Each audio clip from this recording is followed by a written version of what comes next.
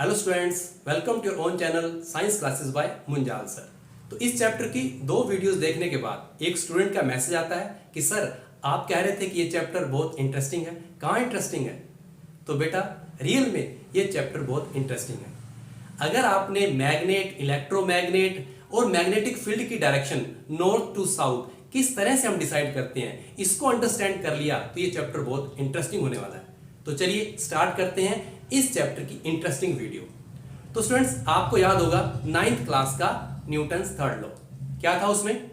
To every action there is an equal and opposite reaction. तो कुछ ऐसी ही बात हम स्टार्ट करते हैं जो आपने इस चैप्टर में पढ़ा है। क्या पढ़ा है आपने?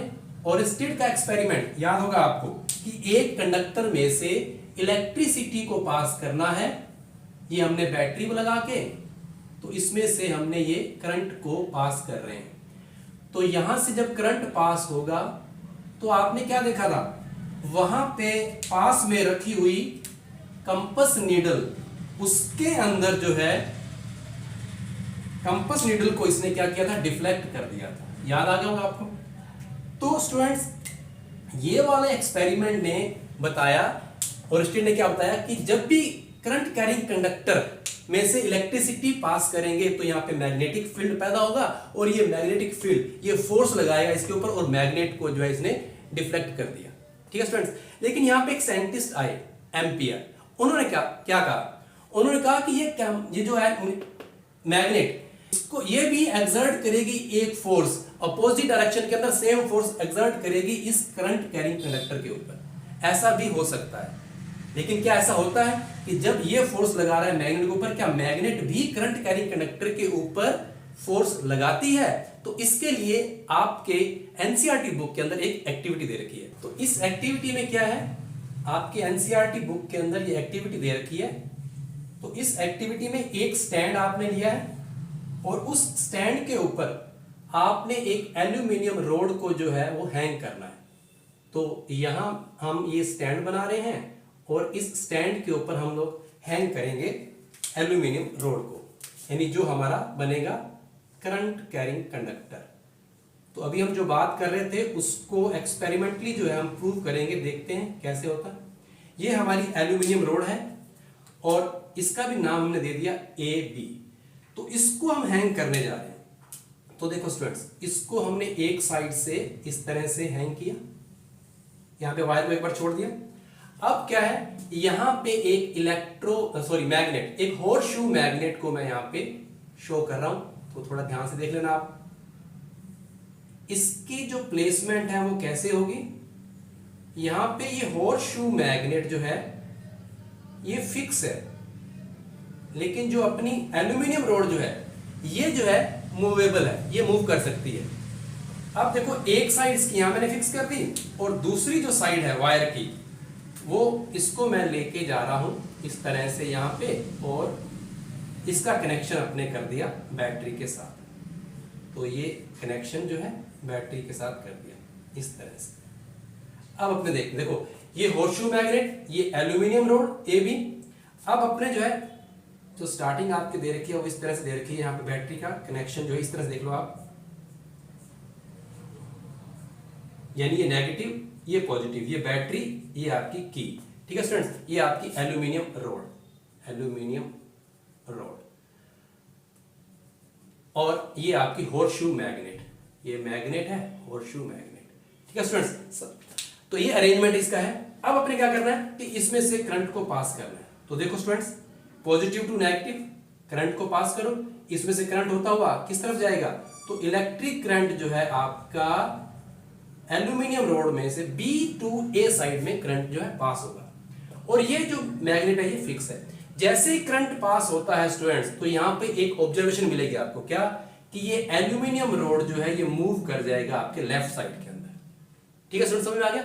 यानी कि ये डिस्प्लेसमेंट आएगा, तो डिस्प्लेसमेंट किसने किया? ये मैग्नेट ने एक फोर्स लगा के इसको डिस्प्लेस किया। फिर क्या करते हैं कि इसकी डायरेक्शन को, करंट की डायरेक्शन को रिवर्स कर देते हैं। कैसे करते हैं कि यहां पे सिर्फ मैं साइन चेंज कर रहा हूं, आप लोग समझ आना कि यहां पॉजिटिव लिख रहा हूं और यहां नेगेटिव लिख रहा हूं, यानी करंट की डायरेक्शन अब क्या हो जाएगी? अब करंट की डायरेक्शन जो है आपकी ए टू बी हो जाएगी। पहले एल्यूमिनियम रोड में कैसे थी, B2A, अब देखो अगर प्लस मैं यहां रखूंगा तो इधर से करंट जाता हुआ A to B जाएगा। तो ऐसी कंडीशन करते हैं स्टूडेंट, इस कंडीशन में क्या होगा कि इस एल्यूमिनियम रोड की जो डिस्प्लेसमेंट होगी उसकी डायरेक्शन भी जो है वो रिवर्स हो जाएगी, ये राइट साइड में डिस्प्लेस। इसमें जो स्टार्टिंग वाली पोजीशन थी उसके अंदर क्या था कि इस हॉर्सशू मैग्नेट का नॉर्थ पोल जो है ये डाउन साइड और एस पोल जो है अप साइड है। तो अब आपको ये ध्यान हो जाएगा कि मैग्नेटिक फील्ड की डायरेक्शन आप अब कैलकुलेट कर सकते हैं, डायरेक्शन को फाइंड कर सकते हैं, क्योंकि मैंने ये पिछली वीडियो में बता चुका हूं कि हमेशा ही नॉर्थ से साउथ की तरफ, यानी कि यहां से मैग्नेटिक फील्ड लाइन निकलेंगी तो नॉर्थ से साउथ की तरफ यानी अपवर्ड डायरेक्शन में है। तो ये कंडीशन थी स्टार्टिंग वाली। तो स्टार्टिंग के अंदर जब हमने करंट को B to A पास किया तो इसने डिस्प्लेसमेंट लेफ्ट साइड में दिखाया। जब अब हम डायरेक्शन को चेंज कर रहे हैं, करंट की डायरेक्शन को चेंज कर दिया तो हमने A to B किया तो डिस्प्लेसमेंट जो है वो राइट साइड में शो किया। तो ये इसकी ऑब्जर्वेशन थी। अब एक काम और कर सकते हैं, हम लोग क्या कर सकते हैं, जो हॉर्सशू मैग्नेट है इसको भी रिवर्स कर देते हैं, यानी कि कंडीशन जो है पहले वाली रहने देते हैं, करंट फ्लो ऑफ करंट जो है सेम डायरेक्शन में B2A। अब क्या करेंगे, आप इसको चेंज कर दो, ऊपर जो है N कर दो, नीचे S कर दो, नॉर्थ और S। तो ये डायरेक्शन कैसी हो जाएगी, अब ये डाउनवर्ड डायरेक्शन हो जाएगी मैग्नेटिक फील्ड की। तो इस कंडीशन में जो है अब क्या होगा, ये पहले जो हो रहा था लेफ्ट साइड में डिस्प्लेसमेंट, अब दिखाएगा ये राइट साइड में। तो स्टूडेंट्स ये वाली एक्टिविटी है। अब इसमें जो आपने ऑब्जर्व किया तो उसका रिजल्ट क्या मिल रहा है आपको, आपको कुछ बातें यहां पे नोट करनी है। क्या नोट करनी है कि जो एल्यूमिनियम रोड हमारा जो करंट कैरिंग कंडक्टर था, ये डिस्प्लेसमेंट इसने क्यों दिखाया। तो वो एम्पियर साइंटिस्ट की बात बिल्कुल ठीक थी कि ये जो मैग्नेट है, इस मैग्नेट ने इसके ऊपर फोर्स लगाया, मैग्नेटिक फोर्स के कारण इसने डिस्प्लेसमेंट किया इसके अंदर। तो पहली बात, ये डिस्प्लेसमेंट क्यों हुई, क्योंकि इस मैग्नेट ने इसके ऊपर करंट कैरिंग कंडक्टर के ऊपर फोर्स लगाया। ये भी बात क्लियर होगी। दूसरा कि जो फोर्स की डायरेक्शन है, यानी कि डिस्प्लेसमेंट किस कारण से हुआ है, फोर्स के कारण। तो ये डिस्प्लेसमेंट की डायरेक्शन जो है ये किस पे डिपेंड कर रही है। तो स्टूडेंट्स आपको क्लियर हो गया कि ये इलेक्ट्रिक करंट इसकी डायरेक्शन पे, डायरेक्शन ऑफ इलेक्ट्रिक करंट जो फ्लो कर रहा है एल्यूमिनियम रोड के अंदर, और दूसरा direction of magnetic field, direction of magnetic field, यानी कि मैग्नेटिक फील्ड की डायरेक्शन चेंज की तब डिस्प्लेसमेंट चेंज हुआ, आपने करंट की डायरेक्शन चेंज की तब जो है इसका डिस्प्लेसमेंट जो चेंज हुआ। तो इस तरह से आपको यहां पे ये रिजल्ट मिल गया कि जो फोर्स की डायरेक्शन है वो किस पे डिपेंड कर रही है, इलेक्ट्रिक करंट पे और डायरेक्शन ऑफ मैग्नेटिक फील्ड पे। तो इसको मैं थोड़ा और आपको क्लियर कर देता हूं स्टूडेंट्स। ये देखो, अगर आपको ये डायग्राम से समझ में नहीं आया तो यहां पे आपको और थोड़ा क्लियर करने के लिए, ये आपकी हॉर्सशू मैग्नेट है और यहां आपने क्या किया हुआ है, ये एल्यूमिनियम रोड को देखो स्टूडेंट्स इस तरह से आपने इसको सेट किया हुआ है। देखो इसमें यहां पे काफी बातें क्लियर हो जाएंगी कि ये नॉर्थ डाउनवर्ड डायरेक्शन में, ठीक है, ये एस ऊपर, तो यहां पे मैग्नेटिक फील्ड जो है अपवर्ड डायरेक्शन में है। अब यहां पे एल्यूमिनियम रोड जो हमारा करंट कैरिंग कंडक्टर है उसको मैंने इस तरह से कर दिया प्लेस, यहां पे हैंग कर दिया। अब जैसे ही करंट फ्लो करेगा, करंट फ्लो कैसे कर रहे हैं हम, B2A दिखाई दे रहा होगा आपको, B2A करंट फ्लो कर रहा है और नॉर्थ नीचे, मैग्नेटिक फील्ड अपवर्ड। जैसे ही आप करंट को फ्लो करेंगे तो इसका डिस्प्लेसमेंट इस तरह से होगा लेफ्ट साइड में, ठीक है स्टूडेंट्स, क्लियर हो गया। और जैसे ही आप इस करंट को चेंज करेंगे, यानी कि अब आपने A to B करंट का फ्लो कर दिया तो इसका जो मूवमेंट होगा वो राइट साइड में होगा इस तरह से, ठीक है स्टूडेंट्स। दूसरी बात, अगर आपका फ्लो जो है वापस B2A जो स्टार्टिंग वाला था वैसा रहने देते हैं B2A, और आप इसको चेंज कर देते हैं यानी कि मैग्नेटिक फील्ड को चेंज कर देते हैं, तो ये डायरेक्शन जो है राइट साइड में होगा इस तरह से, ठीक है स्टूडेंट्स। इस तरह से फोर्स की डायरेक्शन जो है वो चेंज होगी, किस पे डिपेंड करेगी, direction of electric current and direction of magnetic field. इसमें एक ऑब्जर्वेशन और भी मिला था साइंटिस्ट को कि अगर हम इनको परपेंडिकुलर टू ईच अदर रखते हैं तो जो डिस्प्लेसमेंट का रिजल्ट है वो ज्यादा बढ़िया मिलता है, ठीक है। अगर आप इसको टेढ़ा इस तरह से कर देंगे, एंगल दे देंगे कोई ना कोई, तो ये रिजल्ट उतना बढ़िया नहीं मिलेगा, उतना ज्यादा नहीं मिलेगा। तो इसको परपेंडिकुलर टू ईच अदर रखना है, ठीक है स्टूडेंट्स। इस एक्टिविटी में हमने क्या क्या बातें की उस पर थोड़ा आप ध्यान करो। एक यहां पे हमने इलेक्ट्रिक करंट की बात की, उसके साथ हमने मैग्नेटिक फील्ड की बात की, और तीसरी हमने बात की कि जब दोनों ये एक दूसरे के परपेंडिकुलर थे तो मैग्नेटिक फील्ड के कारण एक फोर्स क्रिएट होता है जो करंट कैरिंग कंडक्टर को मूव कर देता है, डिस्प्लेसमेंट उसके अंदर कर देता है। तो तीसरी हमने बात की थी फोर्स की। ठीक है स्टूडेंट्स, अब फोर्स के कारण डिस्प्लेसमेंट हुई, यानी कि उसने मोशन को शो किया। फोर्स ने क्या किया, मूवमेंट दिखाई किसके अंदर, करंट कैरिंग कंडक्टर के। तो इन तीन तो ये जो फोर्स पैदा होता है ये इन दोनों के ही परपेंडिकुलर पैदा होता है। ठीक है स्टूडेंट्स, तो इन तीन फिजिकल क्वांटिटी के बेस पे एक नया रूल क्रिएट हुआ, बहुत ही इंपॉर्टेंट रूल है, फ्लेमिंग्स लेफ्ट हैंड रूल। तो अब हम बात करते हैं फ्लेमिंग्स लेफ्ट हैंड, हम बात कर रहे हैं फ्लेमिंग्स लेफ्ट हैंड रूल की।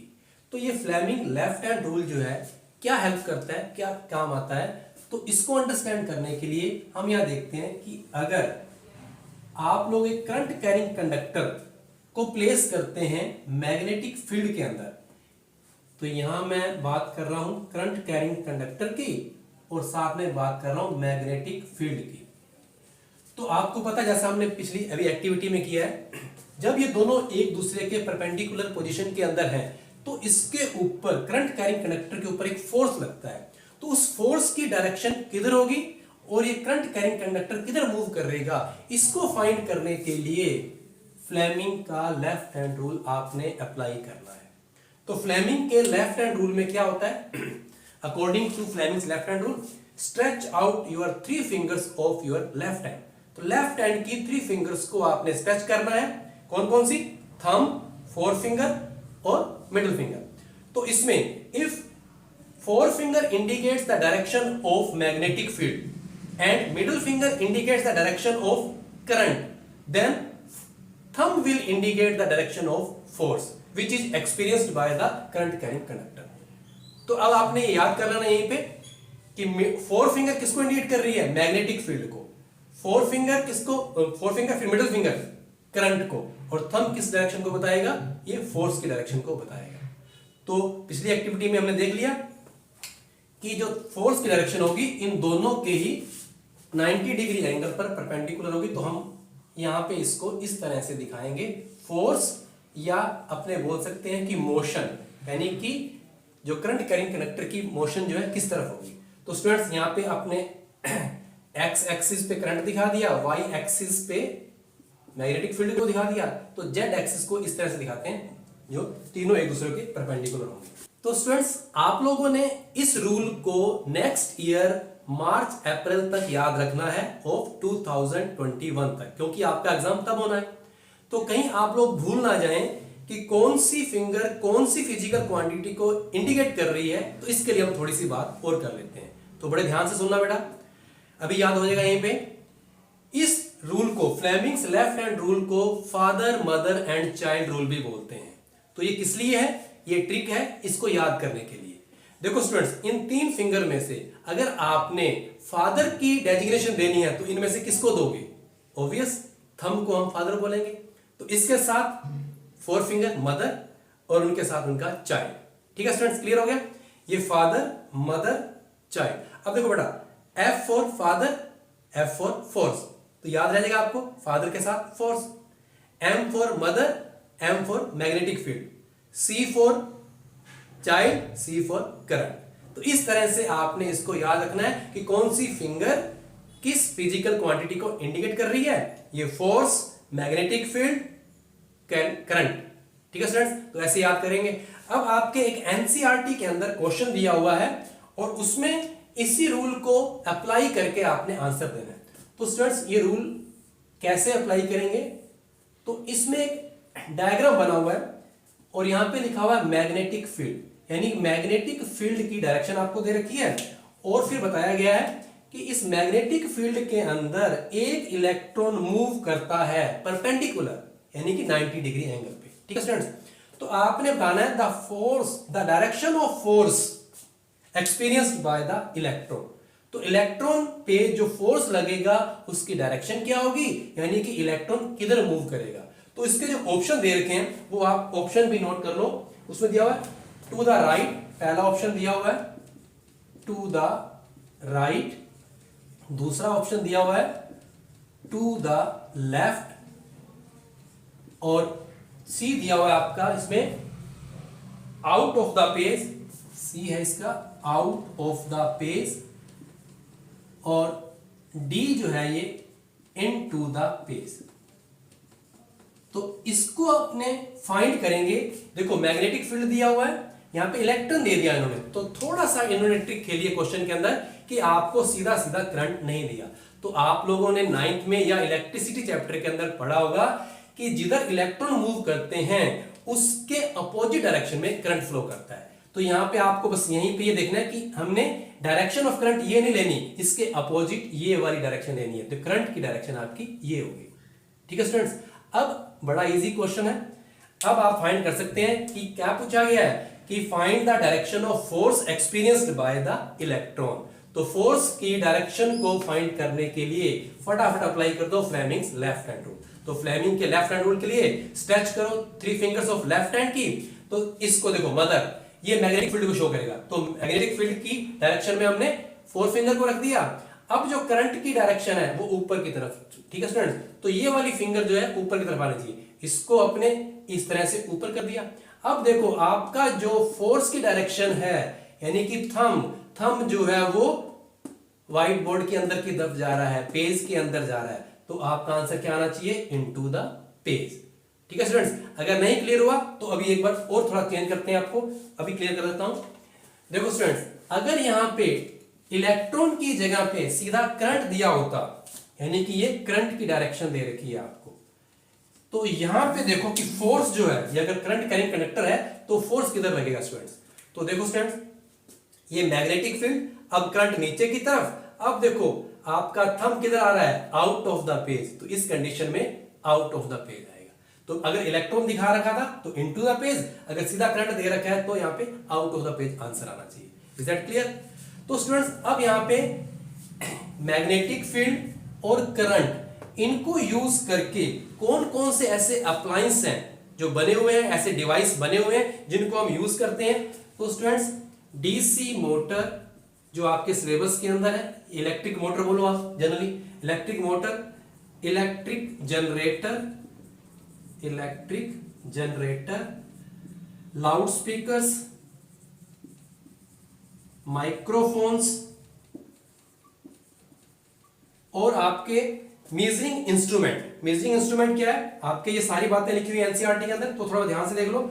तो मेजरिंग इंस्ट्रूमेंट जो आपने पिछले चैप्टर के अंदर किया था कि एमीटर, वोल्टमीटर और गैल्वेनोमीटर, ये आपने पढ़े थे। तो स्टूडेंट्स, इनके अंदर भी magnetic field, current carrying conductor, इनका यूज करके जो है इन इंस्ट्रूमेंट को, इन डिवाइसेस को बनाया गया है। तो हमने जो डिटेल में पढ़ना है वो मोटर को पढ़ना है और इलेक्ट्रिक जनरेटर को पढ़ना है। तो चलिए अब स्टार्ट करते हैं यहाँ पे डीसी मोटर को। तो स्टूडेंट्स, अब हम बात करते हैं इलेक्ट्रिक मोटर की।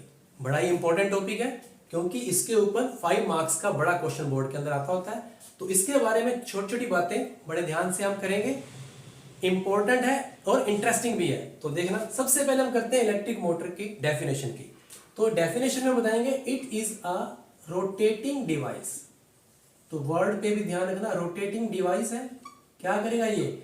It convert electrical energy into mechanical energy, यानी कि जब आप इसको इलेक्ट्रिकल एनर्जी देंगे तो ये उसको कन्वर्ट कर देगा मैकेनिकल एनर्जी के अंदर। तो स्टूडेंट्स, इलेक्ट्रिक मोटर का नाम आते ही आपके दिमाग में क्या पिक्चर आई? आपके दिमाग में आपके घर पे लगी हुई जो पानी वाली मोटर है वो दिमाग में ही होगी। तो ठीक है, उसी को समझ लेते हैं। देखो, मोटर को हम इलेक्ट्रिक करंट देते हैं और अंदर क्या होता है, उसका पंप जो है वो मूव करता है और वाटर को पंप करके ऊपर पहुंचाता है। तो देखो स्टूडेंट्स कि ये कैसा है? रोटेटिंग डिवाइस है, यानी कि जहां पे आपको कुछ रोटेशन या मूवमेंट, घूमना दिख रहा है तो ये वैसा डिवाइस होगा। और ये क्या करेगा? इलेक्ट्रिकल एनर्जी को मैकेनिकल एनर्जी में कन्वर्ट कर देगा। यानी हम उसको इलेक्ट्रिक करंट देंगे तो वो कोई ना कोई मूवमेंट दिखाएगा, मैकेनिकल दिखाएगा वो। ठीक है स्टूडेंट्स, तो आपने इसकी डेफिनेशन को इस तरह से याद रखना है। उसके बाद करेंगे कि इसका प्रिंसिपल, यानी कि मोटर प्रिंसिपल कैसे काम करता है। तो मोटर प्रिंसिपल को अपने जो अभी एक्टिविटी की थी उसी के बेस पे, when a current carrying conductor is placed in a magnetic field it experience a mechanical force which can move the current carrying conductor. यानी कि जब आप किसी करंट कैरिंग कंडक्टर को मैग्नेटिक फील्ड में रखते हैं तो उसके ऊपर एक मैकेनिकल फोर्स लगता है और वो उसको मूव कर देता है, कंडक्टर को मूव करता है। ये उसका प्रिंसिपल है। अब देखते हैं कि इसके यूजेस क्या क्या है, कहां कहां यूजेस हैं। तो स्टूडेंट्स बहुत सारे अप्लायंस, अब आप अगर नजर दौड़ाओगे अपने आसपास या अपने घर के अंदर तो ऐसे अप्लायंस जहां पे रोटेटिंग दिख रही है आपको, जहां पे आप इलेक्ट्रिक करंट दे रहे हैं तो वहां पे इलेक्ट्रिक मोटर का यूज हो रहा है। ठीक है स्टूडेंट्स, सबसे पहले एग्जांपल देखो, जितने भी फैन आपके घर पे लगे हुए हैं, सीलिंग फैन है या टेबल फैन है, तो वहां पे रोटेशन आपको दिखाई दे रही है, तो वहां पे मोटर काम कर रही है। आपके घर के अंदर वॉशिंग मशीन के अंदर जो देखो रोटेशन हो रही है ना, उसके व्हील की रोटेशन हो रही है, तो वहां पे भी क्या है, इलेक्ट्रिक मोटर लगी हुई है। जूसर एंड मिक्सर या कोई ग्राइंडर है आपके घर पे, तो वहां पे भी मूवमेंट जो आप देख रहे हैं, या कोई टॉय कार है, यहां सब के अंदर जो है इलेक्ट्रिक मोटर का यूज आ रहा है। तो क्वेश्चन आपका इलेक्ट्रिक मोटर पे आए या डीसी मोटर पे आए, तो आपने यही बातें सारी बतानी है यहाँ पे। तो ये सारे यूजेस भी हो गए। अब इसके बारे में आगे पढ़ेंगे हम कि इसके कंस्ट्रक्शन के बारे में बताओ और इसकी वर्किंग है वो बताओ। तो कंस्ट्रक्शन में हमने इसके मेन पार्ट्स कौन कौन से हैं विद डायग्राम बताएंगे। तो हम डायग्राम को स्टार्ट करते हैं। तो एक सिंपल डायग्राम लेकिन बड़ा इंपॉर्टेंट, इंटरेस्टिंग, तो आपने ध्यान देना है। उसके लिए थोड़ा स्पेस चाहिए, तो इसको मैं रख कर देता हूं। तो देखो स्टूडेंट्स, अब इसकी हम बात कर रहे हैं कंस्ट्रक्शन की, तो उसके अंदर मैं बना रहा हूं यहाँ पे डायग्राम। तो डायग्राम देखो आप, सबसे पहले एक हम जो करंट कैरिंग कंडक्टर है जिसको हम रेक्टेंगुलर कोयल बोल सकते हैं, तो रेक्टेंगुलर कोयल मैं यहां बना रहा हूं। तो एक सिंपल तरीके से आपने भी इसको इस तरह से बना देना है। डायग्राम आपको अलग अलग तरीके से मिलेंगे, लेकिन एक सिंपल तरीके से आपको बताऊंगा। ये करंट कैरिंग कंडक्टर को हम कहां प्लेस कर रहे हैं, हम प्लेस कर रहे हैं मैग्नेटिक फील्ड के अंदर। तो यहां पर आपने क्या करना है, मैग्नेट के पोल भी दिखा दिए हैं। तो मैग्नेट के पोल कौन कौन से होते हैं, नाम लिख देंगे हम। तो यहाँ पे आपने लिख दिया नॉर्थ, यहाँ पे लिख दिया साउथ। अब देखो इसका नाम भी दे देंगे, जो रेक्टेंगुलर कोयल है इसका नाम हम दे देंगे ए, बी, सी एंड डी। अब इस रेक्टेंगुलर कोयल के अंदर करंट को फ्लो करना है, तो यहां पे हम इसका कनेक्शन जो है रिंग्स के साथ करेंगे, लेकिन उसका नाम जो आपने देना है स्प्लिट रिंग्स। क्या नाम है ये, स्प्लिट रिंग। अब स्प्लिट रिंग नाम ये कैसे आया वो भी बता देता हूं। यानी कि आपने एक मेटल की इस तरह से रिंग थी, आपने क्या किया, इसको कट करके टू पार्ट्स बना दिए, तो ये वो वाली स्प्लिट रिंग हो गई। तो यहाँ पे पहले आपने स्प्लिट रिंग बनानी है और उसके बाद यहाँ पे कनेक्शन करना है आपने कार्बन ब्रशेस का। इनको करंट देने के लिए ये फिक्स है और इनको अपने देंगे करंट और बैटरी से कनेक्ट कर देंगे। तो ये मैंने बैटरी के साथ कनेक्ट कर दिया और साथ में की भी लगा दी, ये आपकी बैटरी। अब स्टूडेंट्स देखो, एक चीज का और ध्यान देना आपने यहां पे आपने एक डॉटेड लाइन से सीधी एक स्ट्रेट लाइन बनानी है यहां तक, और इसको बोलते हैं शाफ्ट। ये आपकी क्या है, शाफ्ट है, जिसके ऊपर जो रोटेटिंग का काम है ये मूव करेगी पूरी, इसको बोलते हैं शाफ्ट। स्टूडेंट्स, इलेक्ट्रिक मोटर की कंस्ट्रक्शन में आपने ये डायग्राम बनाना है और इस डायग्राम को देख के आपने उसके डिफरेंट पार्ट्स, जो इंपॉर्टेंट पार्ट्स हैं, उनको नाम लिखना है। तो देखो, अगर आपने डायग्राम बड़े ध्यान से बना लिया तो उनके नेम भी याद हो जाएंगे।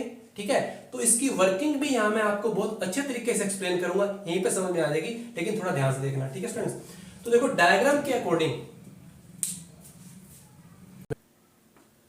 स्टूडेंट्स लाइट जा चुकी है, लेकिन टॉपिक बहुत इंटरेस्टिंग है, वीडियो बहुत इंटरेस्टिंग बनेगी, इसलिए मैं इसको कंटिन्यू कर रहा हूं और इतनी लाइट अपने लिए सफिशिएंट है, बड़े अच्छे तरीके से इसको अंडरस्टैंड करेंगे।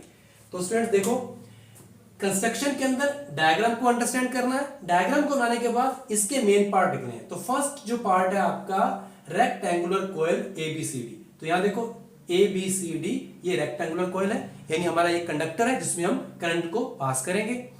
अब इसको जो है सिंप्लिसिटी के लिए यहाँ पे एक ही वायर को दिखाया गया, एक ही कॉइल को दिखाया है, लेकिन रियल के अंदर बहुत सारी कॉइलिंग होती है और उस कॉइल को सॉफ्ट आयरन कोर के ऊपर वाइंड किया होता है, तब इसको दूसरा नाम बोलते हैं आर्मेचर। यानी कि जो हमने रेक्टेंगुलर कॉइल एबीसीडी है, इसका नाम पता होना चाहिए, बाकी आप सिर्फ इतना भी लिख देंगे तो बिल्कुल सही है, ये रेक्टेंगुलर कॉइल एबीसीडी, या इसको आर्मेचर बोलते हैं। आर्मेचर कब बोलेंगे? जब बहुत सारा कॉइलिंग होगी और साथ में सॉफ्ट आयरन कोर होगा।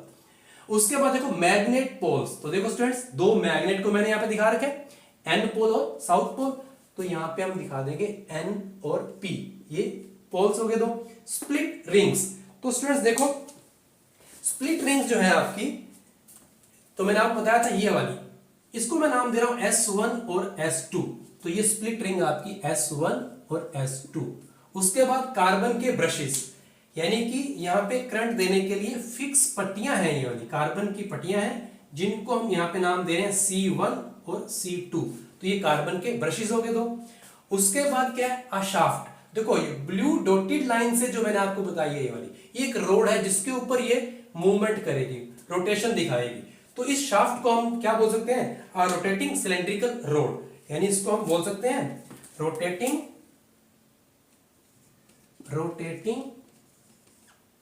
रोड, लिख देता हूं, रोटेटिंग सिलेंड्रिकल रोड। ठीक है। उसके बाद है बैटरी एंड की। तो ये इसकी कंस्ट्रक्शन हो गई। कंस्ट्रक्शन के साथ अब देखो स्टूडेंट्स, ये हमने नाम भी सारे इसके क्लियर कर लिए, कौन कौन सी मैग्नेट पोल्स हैं, स्प्लिट रिंग कौन सी हैं, ध्यान कर लो, ये कार्बन के ब्रशेस कौन से हैं, शाफ्ट कौन सी है, ये वाली शाफ्ट, इसको क्लियर है क्योंकि इसके ऊपर ये फिक्स रहते हैं कार्बन, ये स्प्लिट रिंग्स जो है। उसके बाद बैटरी और की। अब मैं वर्किंग में आपको बता रहा हूं, और वर्किंग को बड़े ध्यान से देखना स्टूडेंट्स, अभी अंडरस्टैंड कराऊंगा आपको। देखो स्टूडेंट्स, ये जो आपकी रेक्टेंगुलर कोयल है, इसको प्लेस किया गया है किसके अंदर? मैग्नेट पोल्स के अंदर। यानी कि मैग्नेट पोल्स जो है ये किसको शो करेंगे? ये मैग्नेटिक फील्ड को। तो मैग्नेट फील्ड की डायरेक्शन किधर होगी? अब आपको बिल्कुल समझ में आ गया होगा कि ये नॉर्थ, ये साउथ। तो मैग्नेटिक फील्ड की डायरेक्शन क्या होगी बेटा? ये नॉर्थ टू साउथ। ठीक है स्टूडेंट्स। अब इसमें करंट जो अपने फ्लो करेंगे, करंट को फ्लो करते ही तो इसका फ्लो भी दिखा देना आपने कि किधर से किधर मूव करेगा। तो करंट का फ्लो आपने ये दिखा दिया, इस तरह से ये मूव करता हुआ। देखो ये C1 से स्टार्ट हुआ, इसने S1 को दिया स्प्लिट रिंग को, फिर यहां वायर ABCD में से जाता हुआ S2, फिर C2 से वापस बैटरी के अंदर पूरा सर्किल लगा दिया। अब देखो स्टूडेंट्स, जो हमने इसकी प्रिंसिपल या वर्किंग को देखा था कि इलेक्ट्रिक मोटर के अंदर करंट कैरिंग कंडक्टर को प्लेस किया है मैग्नेटिक फील्ड के अंदर, तो इसके ऊपर एक फोर्स लगेगा। अब ये फोर्स की डायरेक्शन को फाइंड करना है कि किधर लगेगा। तो कौन सा रूल अप्लाई करेंगे हम? फ्लेमिंग का लेफ्ट हैंड रूल अप्लाई करेंगे। तो कर दो फटाफट लेफ्ट हैंड रूल। देखो मैग्नेटिक फील्ड, ये वाली फोर फिंगर, इसको इस डायरेक्शन में, करंट किधर दिखाना बेटा? देखो अप साइड में A to B जा रहा है, तो ये ऊपर की तरफ। अब देखो आपका थंब किधर इंडिकेट कर रहा है? नीचे की तरफ, अंदर की तरफ, व्हाइट बोर्ड के अंदर की तरफ। समझ में आ गया होगा बेटा? ठीक है। तो अगर हम देखेंगे करंट फ्लो करने के बाद, हम देखेंगे कि ये AB साइड जो है, इसके ऊपर फोर्स किधर लग रहा है? तो अंदर की तरफ, नीचे की तरफ लग रहा है। ठीक है स्टूडेंट्स। अब यहां पे चेक करते हैं CD आर्म के ऊपर, यहां पे कैसे लगेगा स्टूडेंट? देखो मैग्नेटिक फील्ड इस आर्म पे उसी डायरेक्शन में, लेकिन करंट की डायरेक्शन यहां पे चेंज है। देखो AB में A to B जा रहा था और CD में C to D नीचे की तरफ आ रहा है, तो डायरेक्शन करंट की इस तरह से नीचे। अब देखो बेटा, आपका थंब किधर इंडिकेट कर रहा है? Out of the white board, बाहर की तरफ। तो यानी यहां पे जो है आपका फोर्स लगेगा इस आर्म पे ऊपर की तरफ। अब ध्यान से देख लेना बेटा, AB आर्म पे फोर्स लग रहा है नीचे की तरफ, यानी ये मूवमेंट, मोशन किधर जाएगा? ये आर्म नीचे की तरफ जाएगी। CD आर्म के ऊपर लग रहा है ऊपर की तरफ, ये ऊपर आएगी। तो इस तरह से ये रोटेट होके ऊपर आएगी। तो ये क्या करेंगे कि हाफ रोटेशन कैसे पूरा होगा? देखो AB स्टार्ट करके वापस AB अपनी जगह पे पहुंच जाएगा, तो ये क्या हो जाएगा? पूरा चक्कर। लेकिन अभी हम क्या बात कर रहे हैं कि जब ये मूवमेंट शुरू हो रहा है तो AB पहुंच गया CD की जगह पे।